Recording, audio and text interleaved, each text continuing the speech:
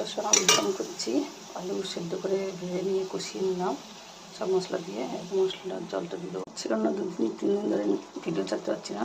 এটা কেমন হয়েছে কালার দেখবে, লাইক কমেন্ট করবে। লঙ্কার গুঁড়ো দিয়েছি, মিট মশলা, গরম মশলা, নুন, হলুদ, মিষ্টি, ফোড়ন, লঙ্কা, কাঁচা লঙ্কা, গুঁড়ো লঙ্কা, জিরে, ধনের গুঁড়ো, আদা রসুন পেস্ট, পেঁয়াজের পেস্ট মিক্স করে রেখেছিলাম। মিক্স করছি। লঙ্কারগুলো, আলাদা মশলা, কাশ্মীরি গুঁড়ো লঙ্কা সব দিয়েছি, গরম মশলা, ঘি, তেল, সরষের তেলে আলু ভেজে নিয়েছি। মিক্সড করে দিলাম, একটু ফুটবে, ফোটার পর নামিয়ে দেবো। গ্রেভি হয়ে গেলে ওরা। আর আমাদের বাড়ির কচু দারুণ খেতে, একটু কুটকুট করে না। কচু, চিনে কচু না, কালো কচু। চিনে কচুটা হয়নি, কিনে খাই, মেয়ের বাড়িতে আছে দিয়ে ডাইমে। তো ওল কোড়া কাটা কচু দিয়ে কে খেতে ওরা সে কমেন্ট বলবে। আর কচু থোড় মোচা তো খাই, তোমরাও নিশ্চয়ই খাও। ডিমের প্লেট হচ্ছে বড় বড়, আর ঢেঁড়স তরকারি আছে বেলার, আর ওল করা একদম রেডি। বন্ধুরা দেখো কেমন হচ্ছে বলবে।